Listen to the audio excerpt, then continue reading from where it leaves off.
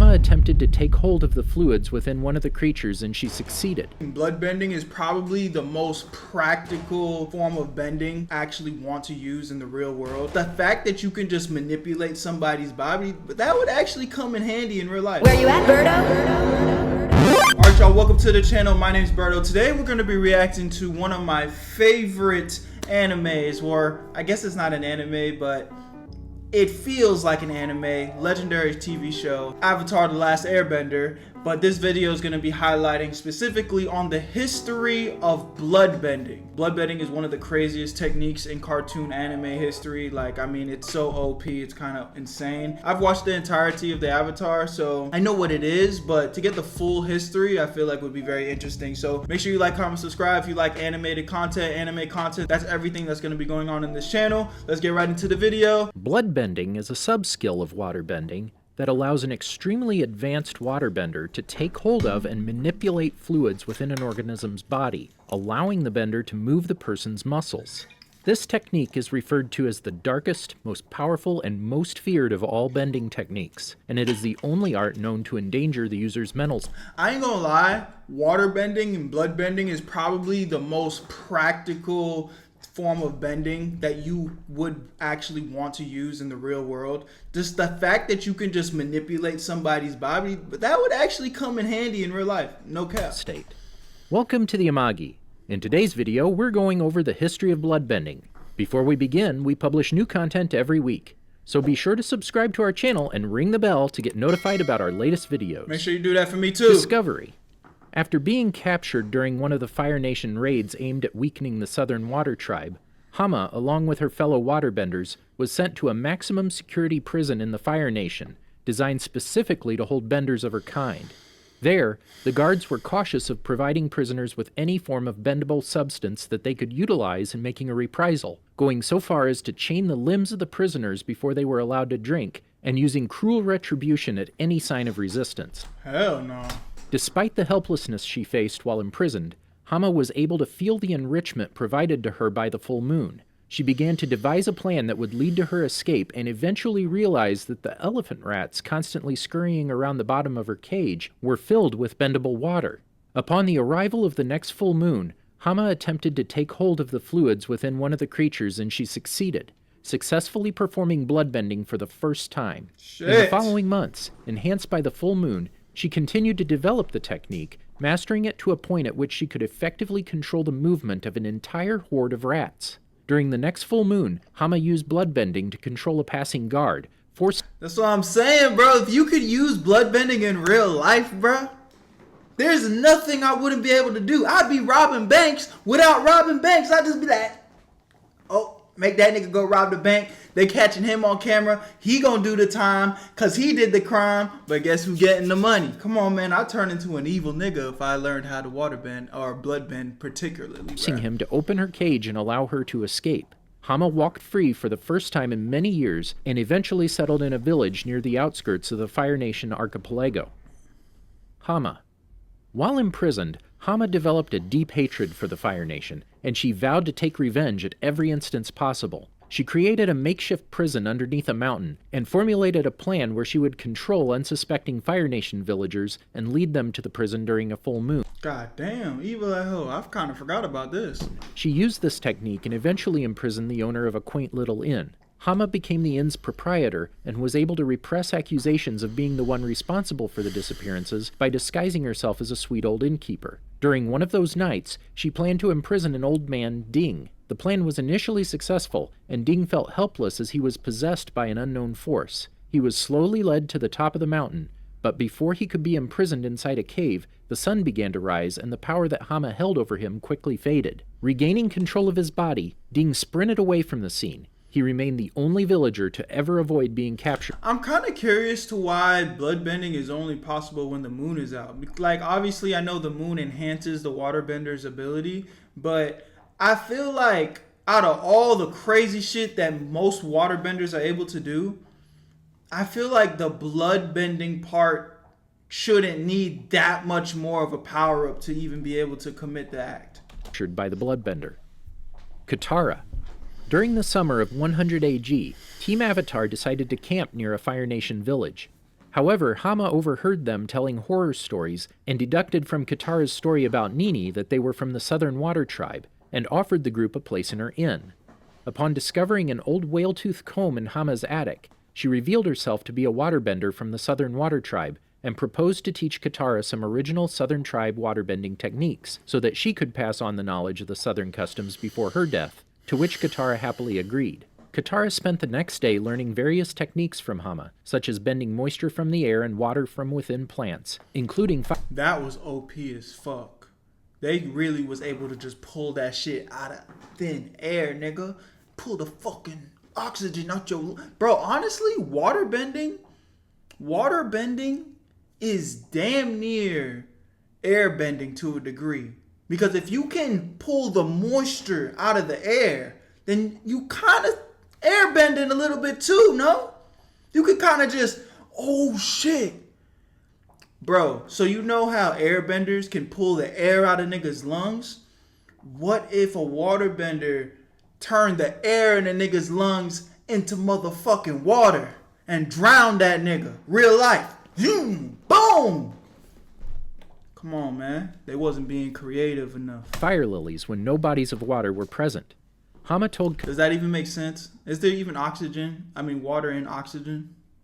Some scientific nigga let me know in the comments if I'm tripping. Katara that she would teach her the ultimate waterbending technique at night during the full moon, when their powers were at their peak. Katara was hesitant, claiming that villagers had been disappearing during the full moon, though Hama seemed unaffected, stating that 2 master waterbenders under a full moon had nothing to worry about. That night, Hama took Katara to the forest where she explained her imprisonment and discovery of bloodbending. Katara was horrified and refused to learn the art when Hama urged her. This angered Hama, who used bloodbending to control Katara. The young waterbender pleaded for mercy, but Hama refused to release her. Feeling the power of the moon enforce her waterbending as well, Katara honed her energy and broke free, stating that her own bending was more powerful than Hama's. The two began to duel, and Katara almost immediately took the upper hand. Having discovered the truth about Hama from the villagers she imprisoned deep within the mountain, Sokka and Aang arrived soon afterward to aid Katara and told Hama to surrender since she was clearly outnumbered. Hama refused and used bloodbending to control them. Like a puppet master, she used them to attack Katara, though the young waterbender managed to avoid being hit. Yo, she just pulling that shit out the trees. Adopting a different approach, Hama maneuvered Aang toward Sokka, who had raised his sword. Katara, in an attempt to save Aang, used bloodbending to stop her, effectively breaking Hama's hold on the boys. She released the Elder following the arrival of Toph and the freed villagers, who Toph is the fucking goat. escorted Hama away from the scene. Now apprehended, Hama congratulated Katara on becoming a bloodbender, causing the young waterbender to break down into tears. Sometime It's not that deep, Katara. That shit that she just taught you right there is a goddamn gem. What are we talking about? later, when Zuko and Katara went to search for the man who killed Katara's mother, Katara, overwhelmed by rage and grief, used bloodbending to subdue the Southern Raiders commander despite her moral objections against using the dark art. Yeah. Yakone. Following the end of the 100-Year War, knowledge regarding bloodbending became widespread, and with Katara's involvement, the United Republic of Nations outlawed the bending art sometime before 128 AG. Regardless, a man named Yakone had the unique ability to use bloodbending without the need of a full moon, and used this Just because it wasn't even that deep. I feel like if I was a waterbender, I wouldn't need the full moon, bruh. It's water, bruh. What? Because the blood's a little bit thicker than water? Come on, give me that shit. Fucking a whole nigga up, man. skill to rule Republic City from its rotten underbelly, becoming the city's most notorious criminal malefactor in a matter of years. Following many acquittals in his favor, since it was considered impossible for one to bloodbend without the full moon, Yakone was eventually tried and arrested for multiple counts of bloodbending, for which the United Republic Council found him guilty. As he was condemned to life in prison, Yakone subdued the entire courtroom by using psychic bloodbending, rendering every individual unconscious before he escaped. Psychic bloodbending? Well, this is where I kind of start to get lost a little bit because I didn't really watch this. Legend of Katara, right? I think that's what it's called.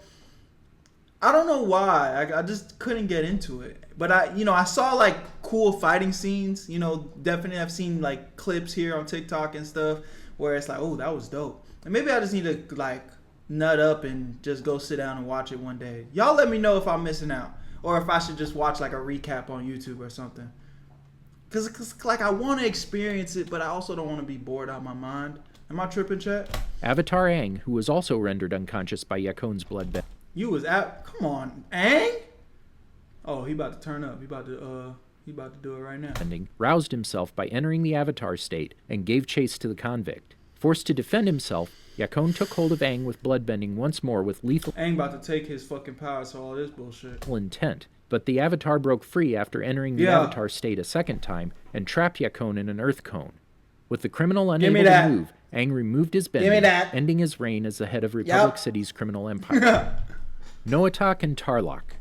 At some point, Yakon managed to escape successfully and fled from Republic City to the Northern Water Tribe, surgically altering his appearance to conceal his true identity. There, he met and fell in love with a local woman, whom he later married. The two went on to raise two sons, Noatak and Tarlok, both of whom were waterbenders. Yakon, fueled by hatred for the Avatar for stripping him of his bending abilities, began training his sons in the art of bloodbending through frequent hunting trips. With time, the two waterbenders became increasingly proficient in the art, eventually learning to use bloodbending without the need of a full moon. Noatak exhibited prodigious skill in the art form and mastered Yakon's psychic bloodbending technique by the age of 14. In order to push their abilities to their peaks, it's almost... When they say psychic bloodbending, are they like to the point where they can like control what they say and like real life mind control almost? Is that what we're talking about here? Yakon forced both of his sons to bloodbend one another. Although Noatak willingly complied with his father's orders and bloodbent his younger brother into submission, Tarlok refused to do the same, repulsed by the idea of controlling his brother and making him feel helpless. Yakon was infuriated, making a move to harm Tarlok before he was stopped by Noatak, who immobilized him with bloodbending. Noatak asked Tarlok to run away with him and begin life anew, but the younger refused, prompting Noatak to leave into the wilderness by himself. Sometime later, Noatak discovered how to use bloodbending to block off chi paths and thus disable a person's bending ability What? This nigga turned into Avatar, niggas? permanently. Tarlok. Though Yakon no longer trained him following Noatak's presumed death, Tarlok ended up following in his father's footsteps and taking over Republic City, doing so from a political standpoint by becoming a councilman. In 170 AG, Tarlok revealed his true identity as a bloodbender during an altercation with Avatar Korra in City Hall, using the art to subdue her before she could finish him off with fire blasts. Tarlok knocked Korra out and imprisoned her in a cabin outside of Republic City, covering his tracks by attributing the abduction to an equalist attack. However, his lies about Korra's disappearance were uncovered by Team Avatar, Lin Beifong, and Tenzin, forcing him to use his bloodbending abilities once again to evade arrest. Shortly after fleeing Republic City, Tarlok was confronted by Noatak in the disguise of Amon, who stated that it was time that Tarlok was equalized. Declaring that the Equalists had not faced a bender like him, Tarlok proceeded to use bloodbending to immobilize his assailants, subduing all but Amon himself, much to his surprise. Only slightly affected by Tarlok's hold, Amon made his way toward Tarlok before removing his bending. Shortly after, Tarlok recognized the sensation he felt as Noatak's bloodbending hold and realized that Amon was none other than his brother. During Korra and Mako's mission to find and confront Amon, the two ran into Tarlok, who was locked in an attic on Air Temple Island due to his knowledge of Amon's identity. Tarlok proceeded to reveal that Amon was his brother and suggested that he somehow blocked bending through the use of bloodbending. This ability helped him become the leader of the anti-bending revolution, as he claimed that the spirits granted him with the special ability to take bending away. Amon. Planning to expose Amon and undermine his revolution, Korra and Mako infiltrated Amon's rally at the pro-bending arena, where Amon announced that he would rid the world of airbending forever, revealing he had captured Tenzin's family. Korra and Mako used firebending to free the airbenders and opted to stay behind to create a diversion while Tenzin and his family escaped. Korra hid behind a table in an abandoned gym, where she was pulled out from hiding by Amon's bloodbending. As she was suspended in midair, Mako emerged and attacked, but was quickly overpowered by Amon's bloodbending as well. Finally, having subdued the Avatar, Amon removed her bending. Unknown to Amon, the lieutenant had followed his leader Whoa. We out here removing Avatar bending? What type of... What? How did that play out? I guess I would have to go watch it, huh? Witnessed his bloodbending. Branding Amon to be a traitor, the lieutenant attacked but was stopped by bloodbending. Amon told the lieutenant that he had served him well before launching him into a pile of timber. The interruption dealt with, He walked past the now weakened Korra to approach Mako and started to bloodbend the firebender into position, but Mako managed to point his fingers toward Amon and fired a lightning attack that electrocuted the Equalist leader and hurled him away, allowing Mako to take Korra into his arms before fleeing Come on, wait, bro, Korra! Turn up, bro! Fuck! out into the corridor. Shortly Getting her ass, seen her get her ass whooped twice now. after, Mako was forced to stop again by Amon, who caught up to them. Amon bloodbent the firebender, slamming him against the ceiling, the floor, and the two walls on his That bloodbend, dangerous, boy. sides, before bloodbending him into position, stating that it was almost a shame to take away the bending of someone so talented. Korra's desperation for Mako to avoid suffering the same fate, in tandem with a strong desire to protect him, allowed her to break through her spiritual block and perform airbending. She Yeah. began to attack Amon with consecutive Finally! air punches, forcing him back to the window at the end of the corridor. Amon retaliated and used bloodbending to subdue Korra, Go Avatar state or something, man! but she was able to resist his hold, launching a powerful air kick toward Amon, blasting him out the window and into Okay, the show sea. me some. After his instinctive use of waterbending exposed him as a bender, Amon fled into exile with his brother, only for a repentant Tarlok to detonate the boat they were on, killing them both and leaving Shit. Damn, I'd be mad as fuck my brother just blow up our shit like that, bro. We good. We escaped, nigga. Why you killed us? Katara as the last living person known to be capable of bloodbending. Damn, Katara all old and shit. Aw. Did you enjoy our video? That was hard. Did y'all enjoy it? Make sure you like, comment, subscribe, man. This was dope. Wow. I feel like I need to go watch Legend of Korra now. Let me know, chat. Am I missing out, or is clips on YouTube gonna do enough? Do I need to go watch the series myself? Anyways, my name is Berto. Make sure you like, comment, subscribe. I'll see you guys in the next one. We're going to be reacting to a lot more anime content on this channel, so I'm excited to see how far we can take it. Let's do it. Where you at, Berto?